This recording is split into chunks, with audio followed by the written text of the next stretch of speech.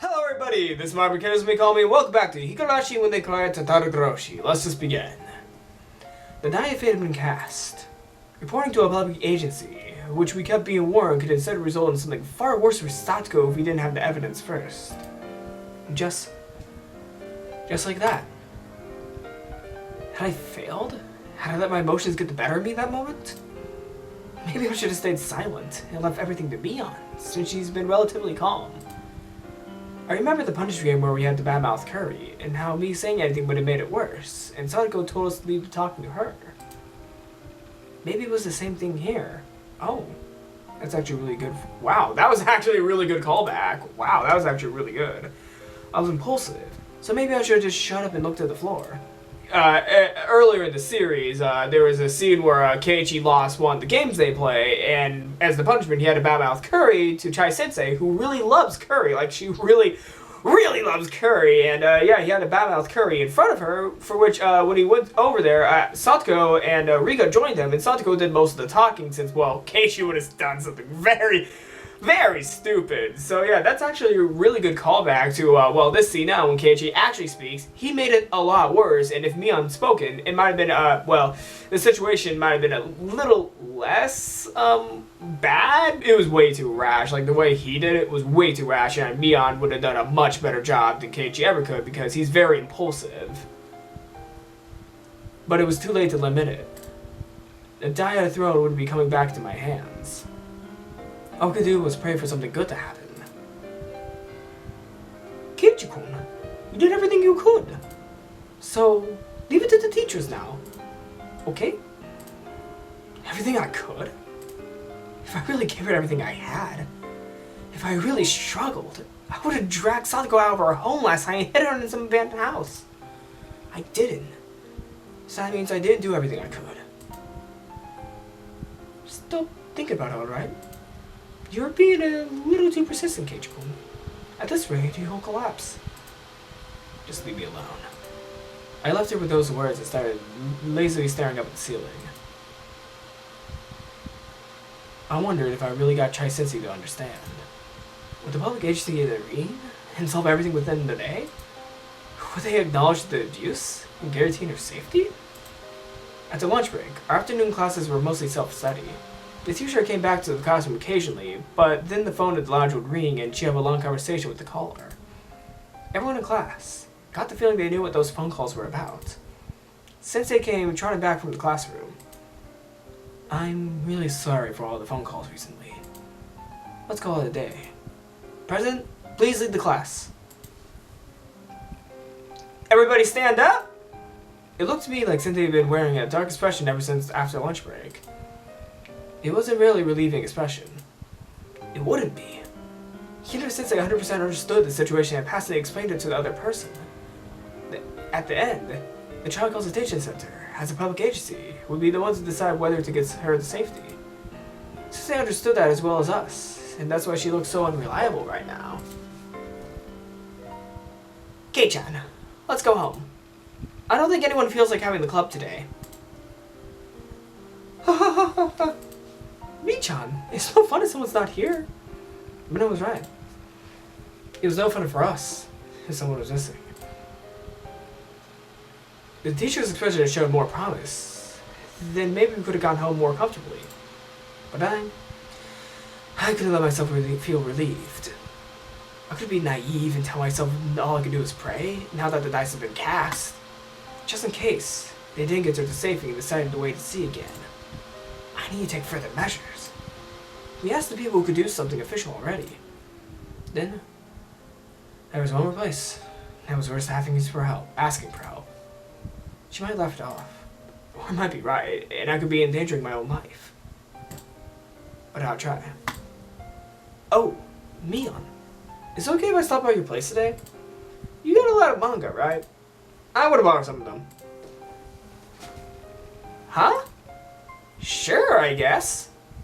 It was an ominous meaning behind my words, so Mion realized what I really meant right away. I wanted to talk about something alone. That's what I meant. Mi-chan, Keiichi-kun, let's go home! Minna already had her shoes on and was waving to us from the schoolyard. was a quick transition. That was a really quick transition. Leon's house was gigantic in every way imaginable. The house itself was vaguely old-fashioned, traditional Japanese house, but the yard, I guess, or their plot of land was enormous. It was easily convinced me that there were major landowners with Himizawa under their thumb. Leon brought me through the guest room and a servant brought us some tea. They have a servant. Wow, you really are rich, huh? You even got housekeepers? Gum and I are the only one who really live here. I wouldn't be able to do everything myself. The servant had left, telling it was 5 o'clock, then withdrew with soft footsteps. We have people come in to take care of Grandma and clean 2 or 3 times a week. They come in rotations of 3 or 4, so there's someone here almost every day. Only till evening, though. Oh, and if we're having a party or something where we need more help, you call up different people. If you have the money to hire all of these people, then just take Satoko in. I glittered as I thought about that, and Mion seemed to catch on immediately. Oh, sorry. It's fine. I know it's not a money problem. Just to be clear, my family may be rich, but it's not money I could use freely for myself, okay? I don't want you to misunderstand that. It kind of looked like I was bullying her. Mion had been apologizing to me a lot lately. Was Mion the sort of person who would do that this much? Maybe it's just that I've been looking so grim lately. So, what's up? You had something to talk about, right? I have something pretty serious to discuss, Mion. This will be sudden, and you might be surprised, but I want you to hear me out. What? Oh, I'll give you a way out first. Even if what I say is true, you don't need to admit it. You're allowed to play dumb, but I want you to listen till the end. I have something to say to the next leader. I was still the most important of the 3 families in Okafuchi village, Mion Sonozaki. At first, Mion looked like she had no idea what I was saying, but hearing the whole sentence and putting it together, she reacted. Where did you hear that? It doesn't really matter. I definitely couldn't tell who told me. Tako-san, he told me not to, but please forgive me. This is why I asked you about it, after all. I was surprised that you just heard of Okafuchi village, Kei-chan. But you seem to know a lot of things, both true and false about me too. Yeah. True and false? I really might just have the wrong impression here. But I'm okay with that, so listen. And if it really is true... I don't know what you're getting at, Kei-chan, but let me say this beforehand. You got a big misunderstanding. So if it were possible, I wouldn't want to hear what you're about to say. Because even if you said it, I couldn't do anything to help you. Still, if talking about it would lighten your burden even a little, I'll listen. I'm only just going to listen. Nothing more will happen. Are you okay with that? Yeah. Mion seemed to know what kind of thing I would be talking about. She warned me that doing so would be fruitless. How much was obvious? If what I was going to say was true, then the Sonozaki family would be the masterminds behind this string of freak deaths that have been occurring every year in Himizawa. You know that stuff about overseeing someone's curse, right? Beyond that a little. No one knows what it is or why it happens. Even if each incident is solved, this string of deaths and accidents as a whole is still a mystery. But there's one thing connecting them all, and that's how the targets are always the enemies of the village. Seems like it. Mion spoke it as if it didn't relate to her. That was fine. She didn't have to admit it. For now, I just wanted her to stay quiet and listen to me. The day after tomorrow, it's one of Tatarigoroshi, isn't it? Has the sacrifice for this year's curse been decided already? Mion didn't answer. Her expression remained the same too. Like she said, she was just quietly listening. Sorry. The promise was that you just listen. So it's weird for me to ask a question, huh? Mion gave me a look like she'd never given me before. A faraway look. A sympathetic one. She did nod. She just smiled faintly and listened to me. If this year's curse isn't going to be on Satoko's uncle, then please change it to him. I mean, last year it was her aunt, right? It's in the right order, so it wouldn't be weird. You're right. Seems like there is an order. I mean, after her aunt died to the curse last year, he abandoned Satoko and fled into town for a whole year. Why wouldn't a guy like that definitely be on next on Uchiyo-sama's list? There shouldn't be any issue with choosing him for this year. I see. If he were to die from the curse this year, no one would see anything unusual about it. I heard that Uchiyo-sama's curse is, well, no matter how I looked at it, I wasn't sure whether I should continue.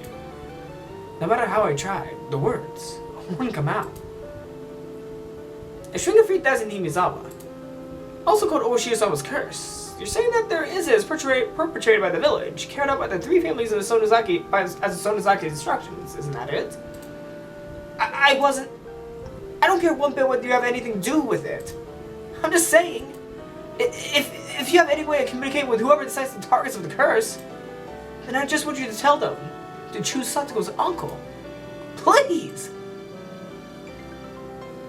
Everything you've been saying has been pretty terrible. If the freak death incident Himizawa were carried out by the will of the Sonozaki family, that would mean the main culprit would be me, wouldn't it? I would have chosen the target of the curse, given the instructions, killed many people, and got rid of the others. You're calling me a murderer, Kei-chan. I didn't say that. Didn't you listen to me? I don't care whether you're the one behind the murders or not. I just don't. Even if you were the culprit, it doesn't change the fact that you're my friend. It doesn't matter at all. If the police were chasing you, I'd come to help. I'll make you an alibi and even help you escape. Because we're friends and comrades. Aren't we? Mia looked surprised for a while. She was dumbfounded. Now you're declaring yourself a complicit? Kei-chan, that's pretty bold of you. Come on, don't interrupt. Satoko's uncle, choose him for... Stop right there, Kei-chan. I want to start on dinner soon, so I like to leave things at this. Mion! I then realized that my cheeks were wet with tears. They slid down my chin and fell, drip drop, to the tatami mat. It's like I said at the start. You got a big misunderstanding. Uchiyo-sama's curse is just that. Even if there were people behind those incidents, they don't have anything to do with the Sonozaki family, or me either. Right. I understand that, it's just... It was touching to hear such a desperate plea, Kei-chan. But that was all it was. Even if I wanted to help, I can't. You just understand that too, right? Yeah. But now... But now I know how you feel, so well it hurts. If I really were, like you said, the one controlling the three families and choosing the sacrifices every year, I'd probably grant your wish. Mion. But the reality is different. I'm just Mion Sonozaki. My family may be the subject of all sorts of bad rumors about controlling Himizawa from the shadows. We have nothing to do with the freak death incidents. We may have been a little extreme during the damn war, but that's all. We would never do something so insane as to kill people. Don't say such sad things. Right now, at least, I don't care. Why can't you just be nice and lie to me? Kei-chan, you're free to believe what you like. If I lie to you now, you'll be convinced that Satoko will be free the night after tomorrow, and you'll be able to shed much of your burden. However, reality is harsh, and Satoko's uncle will survive beyond that day. He'll still be alive the next week, and the week after that. You need to prepare yourself for that.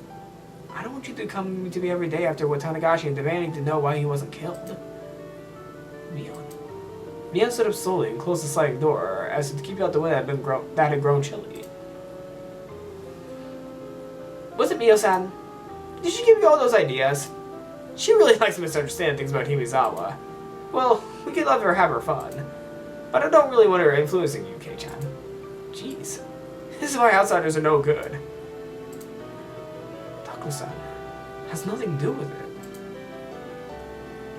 Right. Don't worry. Even though I know she told you about it, Kei-chan, nothing's gonna happen.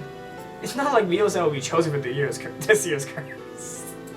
Besides, we don't even know for sure if the curse will happen this year. I should not be laughing at this scene, but still. The slight irony. The irony of her statement is making me laugh a little bit because for the past 2 chapters, Takuto's gone, well, Takuto wasn't really, killed, but she's gone missing because one person's killed, one person goes missing, and the person that goes missing for the past, 2 games has been Takuto-san. So that's actually a very funny irony. Besides, we don't even know for sure if the curse will happen this year. Maybe it's just a pile of unfortunate coincidences. Thanks for listening. If you aren't connected to serial deaths at all, that must have been an uncomfortable conversation. I'll apologize for it. I see. You'll apologize for it.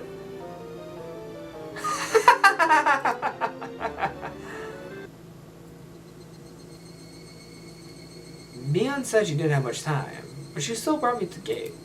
She said that she had a meeting or something today about Sunday's Tatarigoroshi festival, so there would be a lot of people from town council and the festival committee coming. Despite her day being so busy, she still listened to what I had to say. If there's a God in heaven, then he'll probably understand how strongly you feel. Yeah. I'm really sorry for being so weird today. You pretend like discussion never happened if you want. Okay. I'll forget about it. Okay. See you tomorrow. Bye-bye. I had really only spent a short time with Mion. Talking to her made me think. It was clear what Takuto-san had told me, at least, was a complete fabrication. If Mion was really unconnected to the incidents, then she probably wouldn't have listened to me so quietly. She assured me until I was done making any quips, and I wanted to think that was proof. I kind of feel like I was grasping at straws. Of course, thinking back on it, it was a terrible thing to discuss. I mean, I went to my friend's house and called her a serial murderer and then told him to kill Satoko's uncle. I was the only one talking that whole time. Mion quietly listened to everything I had to say like a pastor listening to a confession. She had gotten angry partway through and told me off, and to go wash my face in miso soup and come back later. But she did. Was that proof that Mion's family, the Sonozaki, the masterminds? Or was she just listening because she felt sorry for me going kind of crazy? I didn't know which was. It was the one effort I could make at the moment. It was another form of insurance. Should worse come to worse and the public agency decided to wait and see. It was completely useless resistance, literally grasping at straws. Since they said that she reported to the child consultation center, they had to respond on the same day. Could they already be in the middle of responding to it now? If Satoko came to school tomorrow morning like all energetic, then everything would just be a needless fear. Why couldn't tomorrow come any faster? That night was unusually hot and humid, and I couldn't get to sleep. I said all that to Sensei. They couldn't possibly decide a way to see again this year. Satoko, what was it like for her tonight? Had she tasted the end of her nightmare, enjoying a night of liberation? I actually put my hands together and prayed into my futon.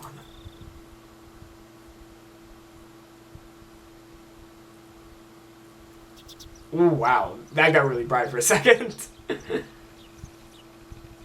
Oh, Keiichi's going to school. Good morning, Keiichi-kun. Morning. Thank goodness. I thought you overslept today too. Your mom said you got on ahead of yesterday, and you weren't at school. And then you weren't at school. I was worried that you got a heat stroke halfway there. Wow. Yeah, I'm very sorry for all the worry I caused you yesterday. Hey, good morning! Mi-chan, good morning. Wow, you really stink of liquor. You'll get found out for sure.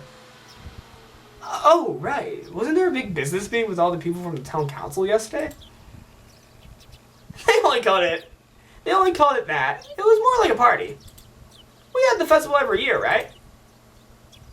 We wouldn't have any annoying meetings at this point. Are you going to help out with the festival this afternoon then? This year? Oh my god, I can't read straight today. Yep. I have to do a meet and greet with all sorts of people in Grandma's place. Besides, they're already setting up for the festival. Our morning conversation was lighthearted as usual. It looked like Mia had thankfully forgotten about how I barged into her house yesterday with that crazy talk. She probably drank it away. I shouldn't be saying that. I shouldn't be making jokes about that. I'm so sorry. That was a bad joke. I'm so sorry. The more I think back on it, I felt like I really said something terrible to her.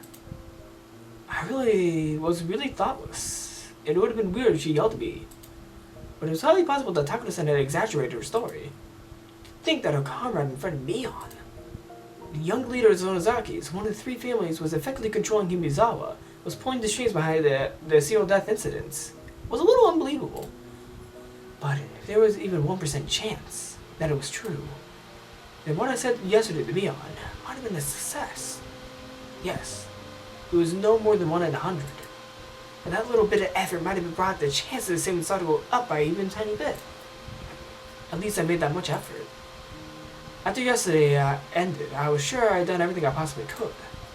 If there was something else I could do, I'd probably just clap my hands and pray that Satoko's uncle would be killed by the curse. I hope Satoko makes it today. Me too. Sensei is doing things for her, right? I'm sure it'll be fine. Wait. Is that, That was Ren who was talking, I'm sorry. My aunt is a welfare agent in Himizawa District. I gave her a call last night. Huh? I didn't know your aunt was a welfare officer. What happened? Did you tell her about Satoko-chan? Yep. Chai says I called the child consultation center right after we talked to her. The child welfare officer apparently visited them before the night was over. My aunt said they were going to pay visits at regular intervals from now on. Enough with the dumb little stuff. I want to know what happened to Satoko. Did they get her safe? My aunt wasn't that informed about it. I was supposed to keep this secret anyway. Her telling was a big breach of ethics in the first place. Damn. That makes me feel even worse. Let's get to school. Right? Discussing this more would just make us feel worse. It was far quicker to go to school and see if Satoko was safe or not. The three of us nodded and ran off. Was Satoko safe? What measure had the child consultation center taken? I didn't care what. As long as we could go back to our peaceful life with Satoko today, it didn't matter to me. At the shoe racks of interest, Rena took a peek at Satoko's shoe cubby. Satoko's shoes are here! They're here! Kei-chan! Satoko came! Thank goodness! We don't know if anything happened just because she came to school. We can't know everything until we see her face. We trotted towards the classroom. The classroom was lively, as usually was in the morning. Satoko! Where are you? Meep. She's right here. It's too early in the morning to be so loud. Would you please keep it down a little bit? Satoko-chan, are you okay? All our friends crowded around Satoko excitedly.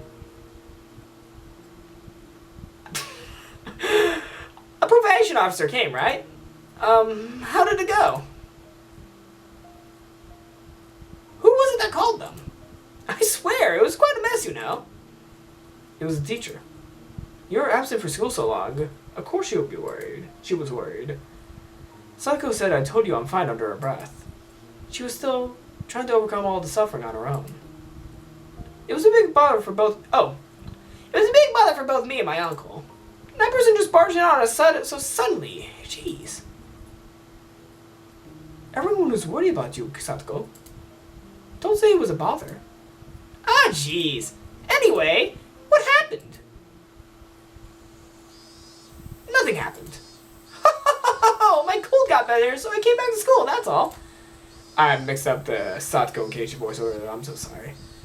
I can't take much time off now because you told... Wow, I'm messing up now. I can't take too much time off now because then you'll all be worried about me. What? Satoko saying? What happened to, well, your uncle? Oh, he admitted there there were some misunderstandings, and we both apologized. Higurashi grabbed the back of my collar and pulled me away. What is it, Riki-chan? Riki-chan would silently drag me all the way to the hallway. Riki-chan, what did that mean? Satoko said nothing was happening and chased him away. That idiot! But why? No. Somewhere in my mind, I thought it might turn out like this. Satoko didn't ask for anyone's help. She didn't hide behind anyone. She was trying to run out this pain. She wanted to show Satoshi proof that if he came back to her, she wouldn't need to hide behind him anymore. Like Coach said, the probation officer can bring her to safety and emerging even against her wishes. However much Satoko denies abuse, it's a fact. Just since it finally came. Wow! Just since it finally came. Her expression was far from cheerful. Yes, you're right, my Maru-kun. If the child welfare officer determines that it's an emergency, they have the right to immediately take them to safety, regardless of the affected party's intent. Then why? Why is Satoko's intent being respected so much? It's weird. Why didn't they put her into safety? Well, after the person in charge at the Saro consultation looked into it from many angles, they determined... What the hell is that? Sensei, didn't you say it was gonna be alright since you definitely... No, Keiji. Keiji. Oh, no. Since you definitely saved her? What's the meaning of this? This doesn't make any sense. Answer me, damn it! Keiji, this is actually the third time someone reported Satoko's abuse. It happened twice in the past, too. Fruity-san! Sensei tried to stop her, but Riki-chan went on speaking anyway. Twice before? I heard they decided to wait and see after reporting it the winter before last. But it happened before then, too. Satoko's father, who died, wasn't a real father. What? Riki-chan. That what? I'm stunned at the sudden revelation. I had no idea what Riki-chan wanted to tell me. But it seemed really important, so I couldn't get a word in either. Satoko's mother remarried. She brought in Satoko and Satoshi with her, so they weren't related by blood to their father. Satoshi was a good kid, who listened politely to what adults told him. He immediately was welcomed by their new father and was loved. But Satoko was different. She was rebellious, she told lies, she prayed planks.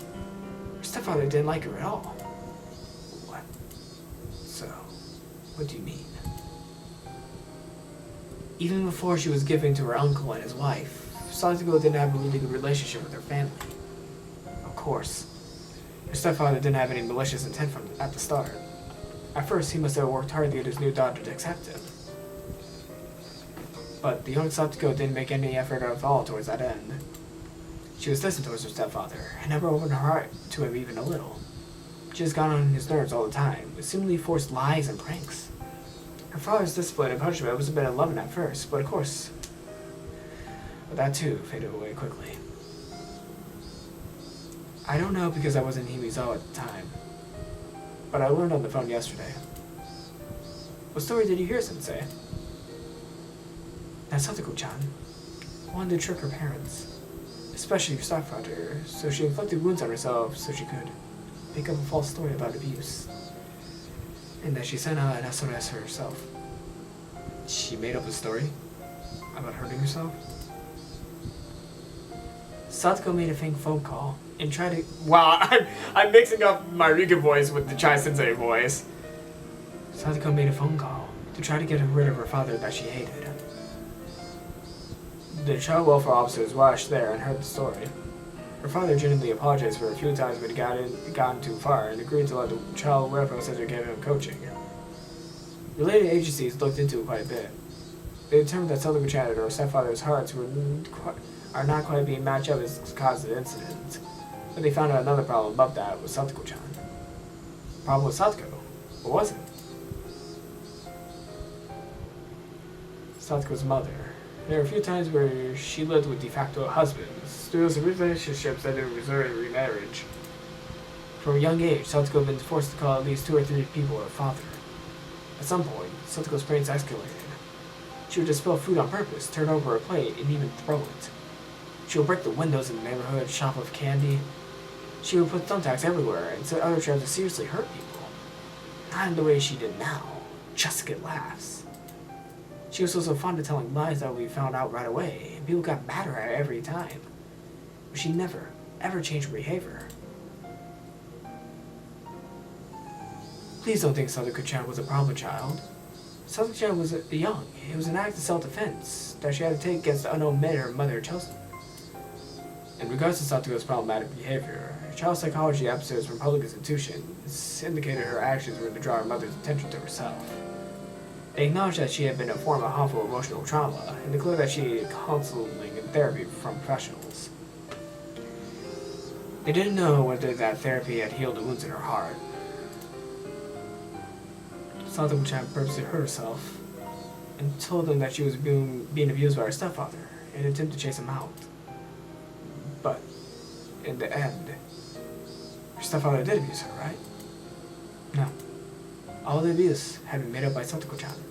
Her stepfather, of course, may have scolded her in a somewhat emotional way, but it was nothing out of the ordinary. Satoko had lied to chase away her stepfather, and they saw through her right away. They found out that Satoko had issues. Oh, could it be? That's why the winter before last, they decided to wait and see. Yes. The child consultation center had all their past records, so they needed to act carefully in case Satoko was lying. What the hell? So what? Satoko might be telling a lie, so they needed to be careful. So how does that mean they just end up waiting and seeing? It was the girl who cried wolf. That fable about telling a lie once, making others unwilling to leave you later. That's bullshit! The past has nothing to do with this, does it? Only what's really happening right now is important. Satoko was being abused by your uncle. Why is something that happened in the past getting in the way of helping her now? Dear Sensei, Noriko-chan had anything to say to that. Anyway, yesterday, a probation officer visited to carefully determine what was going on. And Satoko dealt with them, put on the best, strongest smile she could manage, and denied the abuse. Of course, she was probably being threatened to keep quiet about it by her uncle. Satoko was trying to outlast everything without asking for help. Satoko wanted to wait for Satoshi to come back home. And she outright denied the truth of the abuse. What an idiot. What? You're not really enduring it. Do you really think pretending like this will actually bring Satoshi back? Just stop it already. Satoshi, he abandoned you. And the fact that he hasn't shown up to save you is now proof, isn't it? So just stop it. Please stop being weird and pretending to endure it. Forget everything we just said. Understand? If you tell anyone else, your teacher will be very mad with you. Jai Sensei gave me a warning and then left to go back to the teacher's lounge. Keiichi, please don't think Satoko is a pathetic, pitiful girl. She's living life. I know that! She's a real irreplaceable friend! Satoko is still trying her best. Let's watch her over. A little longer. The person from the consultation said that they visit periodically from now on. If something terrible happens, they'll help right away. Yeah, but only after it happens. Any more than that, it would have sounded like I was picking a fight, so I firmly swallowed my next words and went back to the classroom. Mia and Renner were talking to Sako like they always did. It was a silly conversation. A humorous, even fun one, like it was any old day. If Satoko really said she could still endure it, then maybe I should do as Rika-chan said and watch her over. Maybe whatever help I could offer will just go unwanted.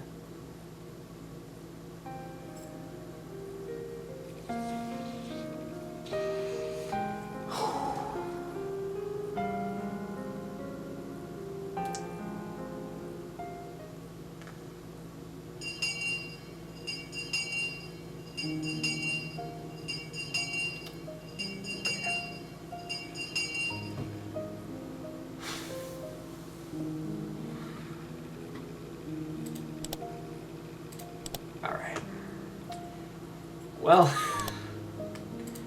this is another sad ending to this video, but I don't think I can read any more of this right now. Yeah, it's a rough chapter to read through.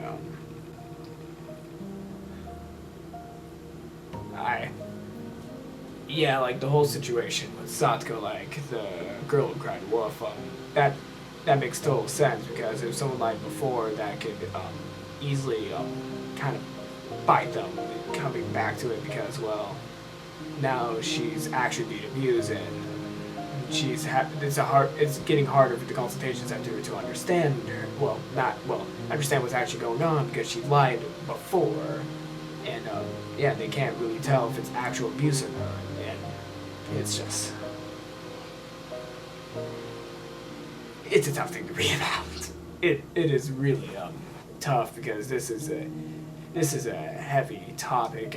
It affects a lot of people. I've known people that, well, have been abused. Like, the situation is like a little bit more of the worst case scenario. Like, this situation is the worst case scenario, and a lot of situations, like the ones I've experienced, were not as bad as this one. Like, this one is worst case scenario, because she's not getting help, because, well, they won't give it to her because they don't know if they should believe her or not. That's why it's worst case scenario, and it's just really rough to read. So thank you all for watching. I will be continuing this series. It's just that I can't read any more today. Thank you all for watching, and I hope you all understand. Leave a like, leave a comment, and I'll see you all next time. Mikhail.